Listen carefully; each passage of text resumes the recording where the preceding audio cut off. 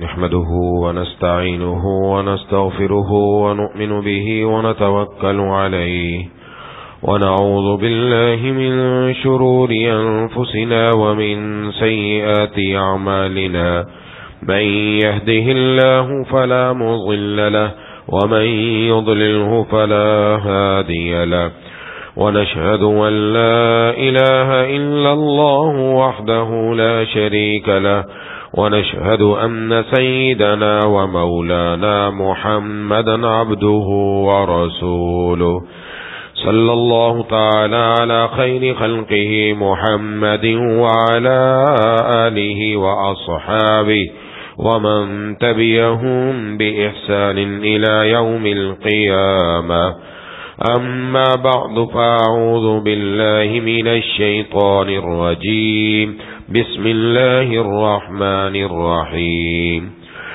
ومن يتق الله يجعل له مخرجا ويرزقه من حيث لا يحتسب وقال الله تعالى ومن يتق الله يجعل له من أمره يسرا صدق الله العظيم. میرے دوستوں اور ساتھیوں، انسان دنیا میں جو نیک اعمال کرتا ہے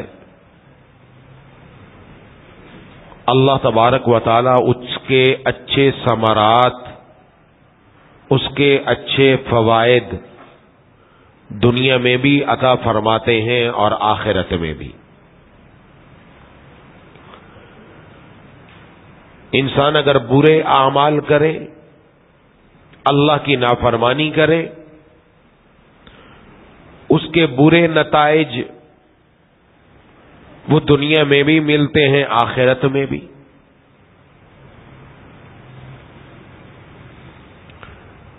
انسان جو بھی عمل کرتا ہے اس کا ایک ہے اجر اور ایک ہے اس کا اثر. اجر کا مطلب ثواب. یہ ثواب اللہ تبارک و تعالی آخرت میں عطا فرمائیں گے انشاءاللہ. روزہ رکھا، روزے کا ثواب. نماز پڑھی، نماز کا ثواب. قرآن کریم کی تلاوت کی، تلاوت کا ثواب. یہ دنیا میں نہیں، آخرت میں ملے گا اور یقیناً ملے گا. لیکن جتنے بھی ہم نیک اعمال کرتے ہیں اس کا ایک اثر ہے. وہ اثر اللہ دنیا میں ہم سب کو عطا فرماتے ہیں. نماز پڑھنے کا فائدہ دنیا میں اللہ دیتے ہیں، روزے کا فائدہ دنیا میں اللہ دیتے ہیں، حج و عمرے کا فائدہ دنیا میں اللہ دیتے ہیں، صدقہ و خیرات کا فائدہ دنیا میں بھی اللہ دیتے ہیں. یہ جو دنیا میں جو کچھ ملتا ہے نا، اس کا نام ہے اثر. یہ اس لیے عرض کر رہا کہ ہمارے جتنے بھی مسائل ہیں، جتنے بھی مسائل، ان سب کا حل قرآن و حدیث کے اندر موجود ہے. آج ہم دائیں بائیں جو جاتے ہیں اس کی وجہ یہ ہم سمجھتے ہیں ہم نے جو عبادت کی یہ تو آخرت میں ملے گی، اور عام طور پر لوگ کہتے ہیں ارے یار دنیا میں نماز پڑھنے کا کیا فائدہ، چھوڑو اس کو. کہو جی استغفار کر لو، کہا رہنے دو، استغفار کا کیا فائدہ، وہ تو آخرت میں ملنا ہے، دنیا میں کیا ہونا ہے. دنیا میں بھی بڑا کچھ ہوتا ہے. وہ ابھی میں صرف چند باتیں عرض کروں گا. یہ قرآن اور حدیث دونوں اس سے بھرے ہوئے ہیں. ہم نے عمل تو کرنا ہے اللہ کی رضا کے لیے، عمل کرنا ہے اللہ کی رضا کے لیے. اس پر اللہ آخرت میں ثواب بھی دیں گے، دنیا میں دنیا کی زندگی بھی اللہ بنا دیں گے. اس کا اثر نظر آئے گا. دنیا میں بے حیائی ہے، مثلا ایک مثال عرض کر رہا ہوں. دنیا میں بے حیائی ہے، منکرات ہے، یہ دور کیسے ہو؟ نیکی کا فائدہ اللہ کیسے دیتے ہیں؟ قرآن کریم میں حضرت موسیٰ علیہ السلام اور حضرت خضر علیہ السلام، ان دونوں کا واقعہ ہمیں معلوم ہے کہ حضرت موسیٰ علیہ السلام کو اللہ تعالیٰ نے بھیجا، حضرت خضر سے ملاقات ہوئی، راستے میں 3 کام ہوئے. وہ تینوں کام ایسے تو جو بظاہر درست نہیں تھے. حضرت موسیٰ علیہ السلام نے اس پر اعتراض کیا، حضرت خضر نے اس کا جواب دیا. یہ قرآن کریم میں تفصیل سے موجود ہے. اس میں ایک جگہ یہ ہے کہ حضرت خضر اور حضرت موسیٰ علیہ السلام چلتے چلتے راستے میں ایک بستی میں پہنچے اور ان سے جا کر تقاضا کیا کھانے کا. یہ مہمان تھے, ظاہر ہے مہمان کی مہمان نوازی کرنا بستی والوں کی ذمہ داری. انہوں نے کوئی مہمان نوازی نہیں کی, الٹا دور کر دیا. اسی بستی کے اندر ایک دیوار گرنے کے قریب تھی. حضرت خضر تشریف لائے اور آ کر اس دیوار کو دوبارہ تعمیر کیا اور سیدھا کر دیا. حضرت موسیٰ علیہ السلام نے یہاں پوچھا کہ ان بستی والوں نے ہمارے ساتھ کوئی اچھا سلوک نہیں کیا, ہمارے کھانے کا بھی نہیں پوچھا, اور آپ نے یہ دیوار بغیر پوچھے کھڑی کر دی, فائدہ کر دیا. اگر بنانی تھی تو پھر معاوضہ لے لیا جاتا, آپ نے ایسی کی تعمیر کر دی. وہاں پر حضرت خضر نے آخر میں جا کر تینوں باتوں کا جواب دیا تھا. ان میں اس واقعے کا جواب دیا کہ یہ جو دیوار تھی, اس دیوار کے نیچے ایک خزانہ مدفون تھا. جن بچوں کا تھا وہ بچے یتیم تھے. اگر یہ دیوار گر جاتی خزانہ ظاہر ہو جاتا, لوگ اٹھا کر لے جاتے. اس لیے دیوار قائم کی تاکہ وہ خزانہ چھپا رہے. جب بچے بڑے ہوں گے اس دیوار کے نیچے سے اپنا خزانہ نکال لیں گے. یہ میں نے کیوں کیا؟ کانا ابوہما صالحا, ان بچوں کا جو والد تھا وہ نیک تھا, اس نیکی کا نتیجہ اللہ نے آج ان کی اولاد کو عطا فرمایا ہے. اور وہ بھی تفسیر روح المعانی میں لکھا والد یہ نہیں تھا بلکہ نویں پشت کے اندر دادے پر دادے میں جا کے نویں پشت میں وہ تھا, بڑا نیک. اس کا اثر کہاں پہنچ رہا ہے؟ دنیا میں پہنچ رہا ہے. اجر آخرت میں ملے گا, اثر دنیا میں ملا. کس کو ملا؟ اولاد کو اللہ عطا فرما رہے ہیں. یہ صرف ایک واقعہ میں نے ذکر کیا جس سے پتہ چلے کہ نیکی کا فائدہ کہاں کہاں پہنچتا ہے. تو ہم جو نیک اعمال کر رہے ہیں اس کا فائدہ پہنچتا ہے. تو میں عرض کر رہا تھا بے حیائی ختم ہو جائے, منکرات ختم ہو جائیں. دنیا کے اندر سے کیسے ختم ہو؟ دنیا اس کے لیے اپنی تمام چیزیں, تمام قوانین اور پولیس اور رینجرز اور دوسری چیزیں سب بناتی ہے. اللہ نے قانون دیا, قرآن کریم میں ارشاد فرما دیا. یہ چیز کیسے ختم ہو؟ گھروں کے اندر ماحول پاکیزہ بن جائے, معاشرے میں ماحول پاکیزہ بن جائے, بازاروں میں ماحول پاکیزہ بن جائے, منکرات اور بے حیائی نوجوانوں سے نکل جائے, بوڑھوں سے نکل جائے, انسانوں سے نکل جائے. ان کی زندگی میں کیسے آئے گی؟ فرمایا نماز کی پابندی شروع کر دے. اللہ تبارک و تعالی نے فرمایا ان الصلاۃ تنہا عن الفحشاء والمنکر, نماز بے حیائی سے روکتی ہے, نماز منکرات سے روکتی ہے. قیامت میں روکے گی نہ, دنیا میں روکتی ہے. نماز پڑھنے کا نقد نتیجہ یہ, جو نماز پڑھنے کے عادی ہوتے ہیں ان کی آنکھ بھی پاک, ان کا دل بھی پاک, ان کی زندگی بھی پاک, ان کا گھر بھی پاک ہوا کرتا ہے. اور یہ ہم دیکھتے ہیں.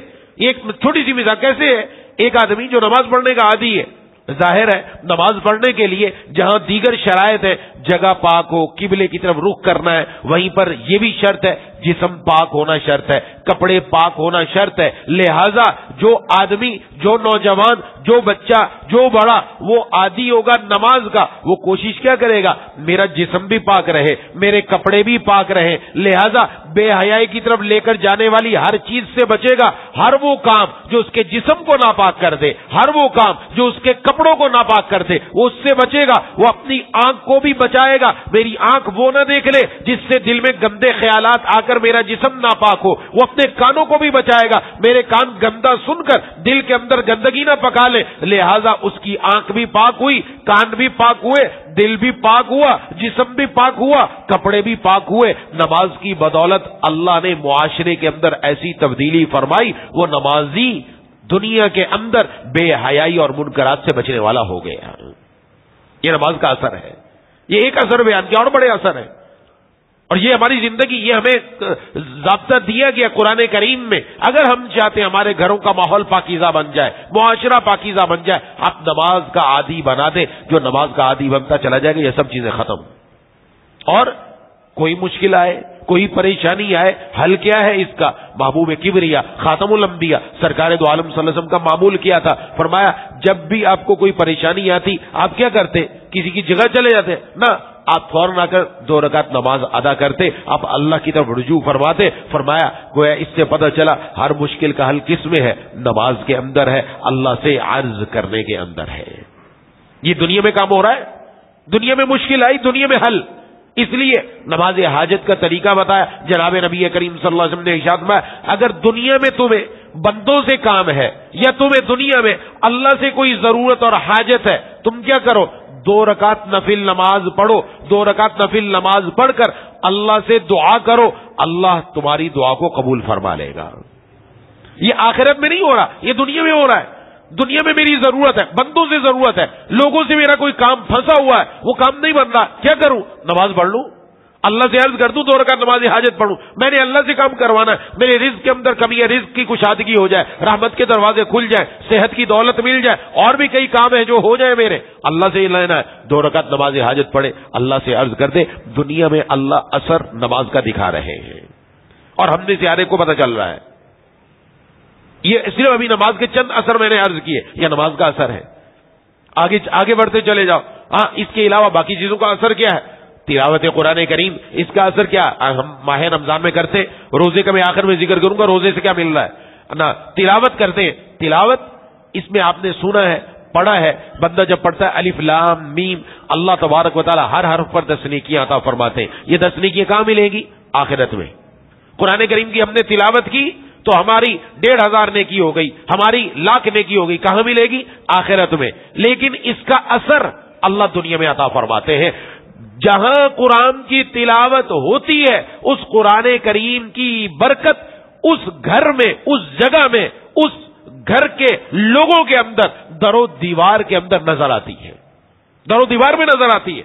حدیث شریف میں جناب نبی کریم صلی اللہ علیہ وسلم نے ارشاد فرمایا، جہاں اللہ کا ذکر کیا جائے، ذکر اللہ کا، اس میں سب سے بڑا ذکر قرآن ہے، کتاب اللہ، تلاوت ہوتی یہ بھی ذکر اللہ ہے، یہ اللہ کا ذکر ہے۔ فرمایا کیا ہوتا ہے؟ فرمایا یہاں پر اللہ تعالیٰ نقد انعام کیا دیتے ہیں؟ نقد انعام یہ دیتے ہیں کہ اللہ تعالیٰ کے رحمت کے فرشتے ان کو گھیر لیتے ہیں۔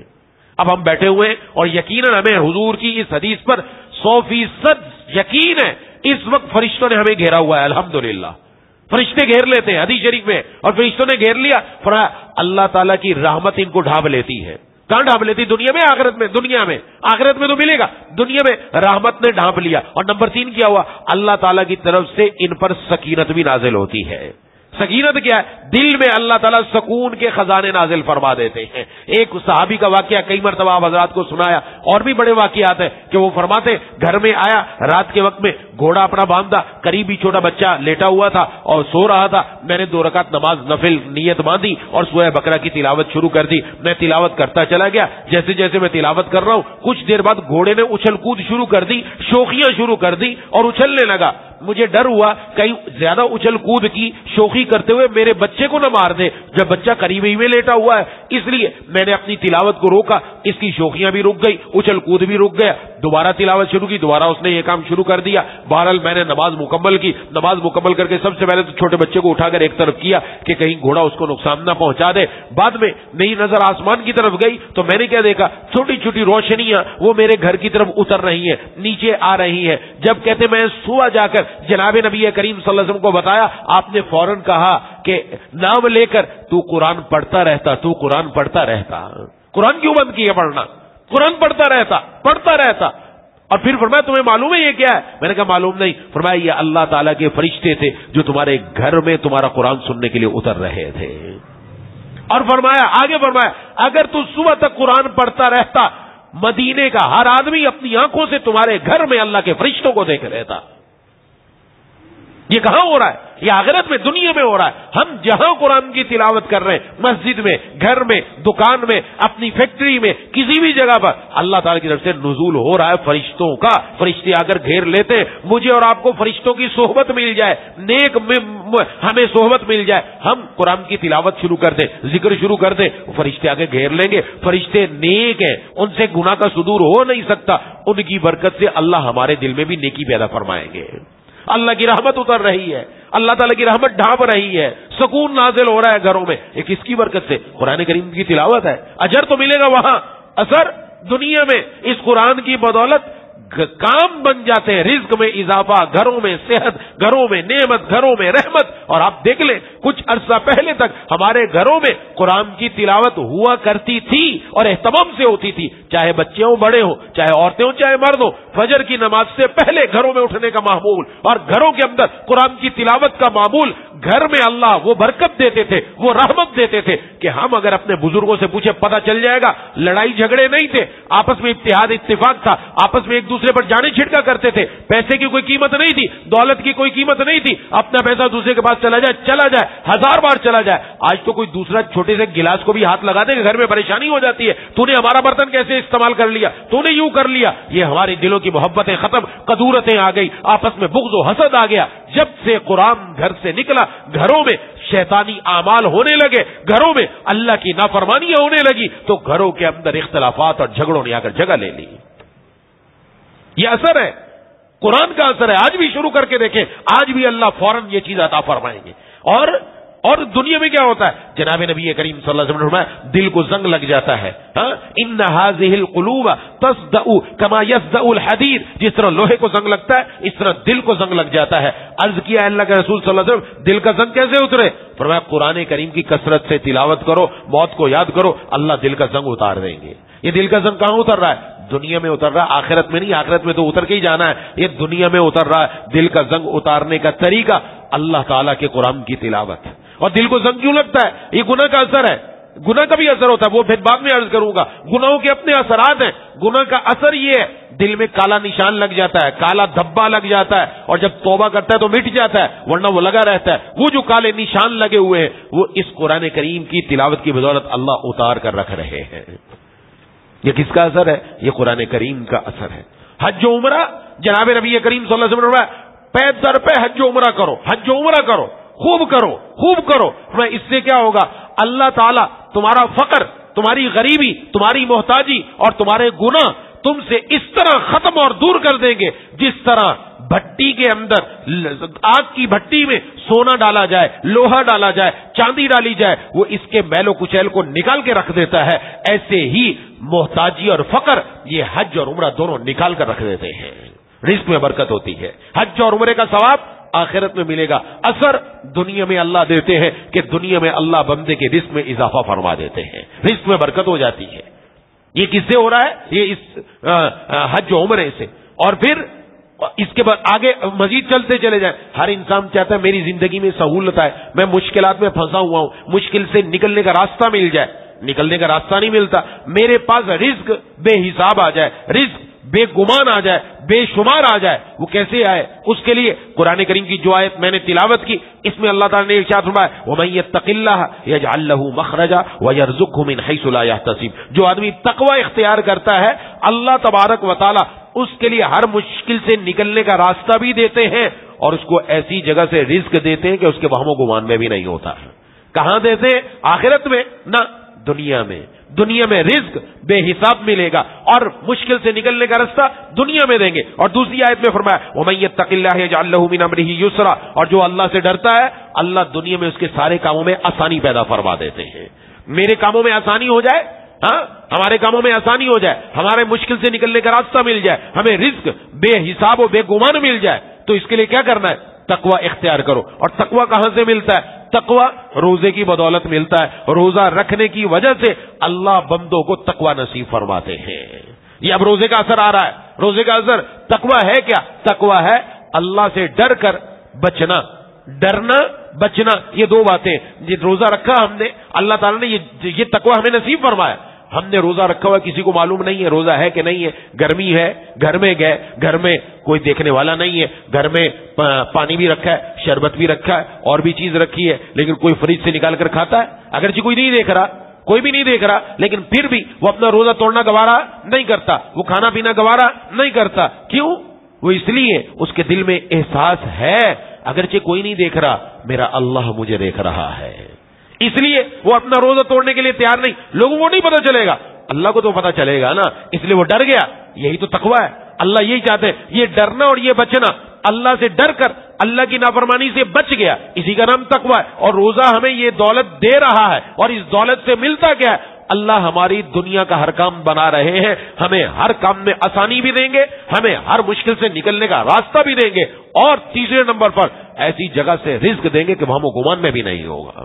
یہ کہاں مل رہا ہے؟ یہ دنیا میں مل رہا ہے، اور اس روزے کی بدولت تقویٰ ملے گا، تقویٰ کی بدولت اللہ تعالیٰ یہ عطا فرمائیں گے۔ پھر بندہ اور آگے بڑھتا ہے، اللہ تعالیٰ کا نیک بنتا ہے، تو پھر کیا ہوتا ہے کہ جو آدمی چاہے مرد ہو چاہے عورت ہو نیک اعمال کر لیے، پھر اللہ کیا دیتے ہیں؟ زندگی پرسکون چاہیے، میری لائف پرسکون ہونی چاہیے، پرسکون زندگی ہونی چاہیے۔ اللہ فرماتے ہیں فَلَنُحْيِيَنَّهُ حَيَاةً طَيِّبَةً، اس کا نسخہ بھی ہم سے لے لو، فرما برداری مکمل ہماری کرتے رہو، زندگی پرسکون ہم تمہیں عطا فرما دیں گے۔ مزیدار زندگی یہ دنیا میں مل رہی، آخرت میں تو ملے گی مزیدار، وہاں کے تو مزے کے کہنے ہی کیا، اللہ دنیا میں مزیدار زندگی عطا فرماتے ہیں۔ اور ایک حدیث میں ہے اللہ تبارک و تعالی جب بندہ اللہ کے قریب ہوتا رہتا ہے نا، قریب ہوا اور قریب ہوا اور قریب ہوا، یہاں تک کہ اللہ تعالیٰ اس سے محبت کرنے لگتے ہیں، تو اللہ جبرائیل سے فرماتے ہیں اے جبرائیل میں فلاں بندے سے محبت کرتا ہوں، تو بھی اس سے محبت کر۔ جبرائیل بھی محبت کرنے لگ جاتے، وہ جا کر فرشتوں میں اعلان کرتے اللہ تعالیٰ فلاں بندے سے محبت کرتے، تم سب اس سے محبت کرو،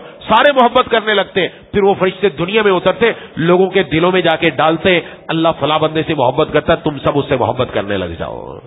یہ کہاں ملتا ہے؟ یہ دنیا میں ملتا ہے۔ دنیا میں انسان چاہتا ہے عزت ملے، دنیا میں چاہتا ہے محبت ملے، لوگوں کے دلوں میں کیسے آئے گا؟ میں جا کر نہیں ڈال سکتا، ہم میں سے کوئی آدمی زبردستی کسی کے دل میں ڈال دے، نہیں ہو سکتا۔ یہ محبت لوگوں کے دل میں آ جائے، لوگوں کے دل میں ہمارا احترام آ جائے، کون ڈالتا ہے؟ اللہ ڈالتا ہے۔ جب اللہ خوش ہوتا ہے لوگوں کے دلوں میں ڈال دیتا ہے۔ یہ کس سے ملا؟ یہ اس سے ملا۔ اور یہاں تک کہ یہ ہمارے نیک اعمال وہ ہیں کہ جن کی بدولت اللہ دعائیں قبول کر لیتے ہیں۔ بنی اسرائیل کا واقعہ ہم نے پڑھا، احادیث کے اندر موجود ہے کہ 3 آدمی تھے، بارش ہونے لگی، راستے میں جا رہے تھے، فوراً جا کر کسی غار میں چھپ گئے کہ بارش ختم ہو جائے پھر نکلیں گے۔ اس غار کے اوپر سے پتھر آ کر گرا، غار کا منہ بند ہو گیا، اب باہر نکلنے کا کوئی راستہ ہی نہیں، اندر ہے، اب کیا کرے؟ انہوں نے کہا اپنے اپنے نیک اعمال دیکھو، اب دیکھو نتیجہ دیکھیے گا، اور تو جو کچھ ملتا ہے اب یہاں کیا نتیجہ ملا؟ نیک اعمال دیکھو، اللہ سے عرض کرو یا اللہ یہ کام آپ کے لیے کیا ہے، مہربانی فرما کر تھوڑا سا پتھر کو تو ہٹا دیں۔ ایک کھڑا ہوا، اللہ سے عرض کیا یا اللہ آپ کو معلوم ہے میں بکریاں چراتا ہوں اور شام کو واپس جا کر بکریوں کا دودھ نکال کر سب سے پہلے اپنے ماں باپ کو دیتا تھا، ایک رات مجھے دیر ہو گئی، میں اپنی بکریوں کو چرانے دور نکل گیا، واپس آیا تو گھر میں جب پہنچا پتہ چلا ماں باپ سو چکے ہیں، میں نے دودھ نکالا، میرے بچے دودھ مانگتے رہے، میں نے نہیں دیا، میں وہ پیالہ لے کر ماں باپ کے سراہنے کھڑا رہا، کب ان کی آنکھ کھلے اور کب ان کو دوں، کیونکہ میری عادت تھی اپنے بچوں سے پہلے اپنے والدین کو دودھ پلاتا تھا۔ اے اللہ وہ ساری رات سوتے رہے، میں ساری رات کھڑا رہا، اگر آپ کو معلوم ہے میں نے آپ کے لیے کیا تو تھوڑا سا پتھر ہٹا دیجئے۔ جب اس نے یہ دعا کی اللہ نے تھوڑا سا پتھر ہٹا دیا، نیک عمل کا نتیجہ نکلا، اللہ سے مانگا اس عمل کے ذریعے۔ دوسرا کھڑا ہوا یا اللہ میرا معاملہ یہ تھا کہ میں نے میری ایک چچا زاد بہن تھی، اس سے بہت محبت کرتا تھا، اس سے بدکاری کا کئی مرتبہ مطالبہ کیا، اس نے ہمیشہ منع کیا، ایک مرتبہ اس کو پیسوں کی ضرورت پڑی تو میں نے اس کو پیسے دیے اور کہا بدکاری کر، جب میں بدکاری کے لیے اس کے قریب گیا تو اس نے کہا اللہ سے ڈر اور اللہ کے لیے اس مہر کو نہ کھول جس کو اللہ نے بند کر رکھا ہے، تو کہا میں ڈر گیا، نہیں بدکاری کی، کھڑا ہو گیا، ایسے موقع پر اپنے آپ کو گناہ سے بچا لیا۔ اے اللہ اگر آپ جانتے ہیں آپ کے لیے کیا ہے تو اتنا پتھر ہے ہٹا دے کہ ہمیں آسمان نظر آنے لگے۔ اللہ نے اس کی بھی دعا قبول فرمائی اور پتھر ہٹ گیا اتنا۔ اور تیسرا کھڑا ہوا یا اللہ میرے پاس مزدور آتے تھے، مزدور رکھتا تھا کام کاج کے لیے، مزدوروں کو رکھا، ایک مزدور کے لیے میں نے چند چاول اس کے لیے اس کی اجرت رکھی تھی، وہ بندہ اپنی اجرت لیے بغیر چلا گیا، میں نے ان چاولوں کو کاشت کیا، کئی سال تک کاشت ہوتی رہی، کام بڑھتا رہا، اس سے جانور بھی آ گئے، چرواہے بھی آ گئے اور کئی کچھ میرے پاس آ گیا۔ ایک دن وہ بندہ میرے پاس آیا اور کہا اللہ سے ڈر اور جو میری تیرے ذمے میں اجرت ہے وہ دے، تو میں نے اس کو کہا یہ جتنا کچھ مال نظر آ رہا ہے سارا لے جا، یہ سارا تیرا ہے۔ اس نے کہا تو مجھ سے مذاق کر رہا ہے؟ کہا میں مذاق نہیں کر رہا، تیرا جو مزدوری بچ گئی تھی اس سے میں نے یہ سب کچھ کمایا، اس لیے سب تیرا، تو لے جا۔ اے اللہ اگر میں نے تیری رضا کے لیے کیا اس پتھر کو ہٹا دے۔ اللہ نے اس کی دعا قبول فرمایا، پتھر بالکل ہٹ گیا اور تینوں کو اللہ نے نجات عطا فرما دی۔ کس پر مل رہی ہے؟ نیک عمل پر۔ اپنا عمل یہ معمولی نہ سمجھے، جو کچھ ہم کر رہے ہیں اس کا یقیناً ہمیں اللہ کی ذات سے پورا امید ہے، آخرت میں اللہ ضرور ثواب دیں گے، ضرور دیں گے، بشرطے کہ ہماری طرف سے کوئی گڑبڑ نہ ہو، لیکن اللہ اس کا اثر دنیا میں بھی ضرور عطا فرمائیں گے، دنیا میں بھی عطا فرمائیں گے۔ ہمارے رزق میں برکت ہو جائے، ہماری رزق میں برکت ہو جائے، ہماری عمر بڑھ جائے. ہر انسان چاہتا ہے دنیا کے اندر عمر بڑھ جائے, عمر بڑھ جائے. جناب نبی کریم صلی اللہ علیہ وسلم سے پوچھا گیا کون سا انسان سب سے افضل ہے؟ فرمایا وہ آدمی جس کی عمر لمبی ہو, جس کے اعمال اچھے ہوں, ایسا بندہ سب سے زیادہ افضل ہے. عمر بھی بڑی پائی اور اعمال بھی زیادہ کیے, زیادہ اعمال لے کر آئے, زیادہ اعمال کی حضور صلی اللہ علیہ وسلم نے فضیلت بتائی, زیادہ لمبی عمر کی. تو لمبی عمر کیسے کر لیں اپنی عمر؟ حضور نے فرمایا جو چاہتا ہے ایسا کر لے, اس کی عمر میں اضافہ ہو جائے, اس کے رزق میں برکت ہو جائے. فرمایا وہ لوگوں کے ساتھ صلہ رحمی کرنا شروع کر دے, صلہ رحمی کی بدولت اللہ دنیا میں عمر بھی لمبی کر دیں گے, رزق میں بھی اضافہ فرما دیں گے. یہ کس سے ہو رہا ہے؟ صلہ رحمی. صلہ رحمی کی کام بن گیا. نوجوانوں کو حضور صلی اللہ علیہ وسلم نے فرمایا کہ اپنے بڑوں کا ادب کرو. فرمایا جس نے اپنے بڑے کا ادب کیا, ادب کرنے پر آخرت میں ثواب ملے گا, لیکن اس کو کیا مل رہا ہے؟ فرمایا جس نے اپنے بوڑھوں کا, بزرگوں کا ادب کیا, یہ نوجوان جب بوڑھا ہوگا اللہ ایک ایسا نوجوان پیدا کریں گے جو اس بندے کی, اس بزرگ کی خدمت کرنے کی وجہ سے اس کی خدمت کیا کرے گا. اس کے بڑھاپے میں نتیجہ نکل رہا ہے. کیوں دے رہے ہیں؟ اس لیے کہ اس نے اپنی جوانی میں اللہ کے حکم پر عمل کیا تھا.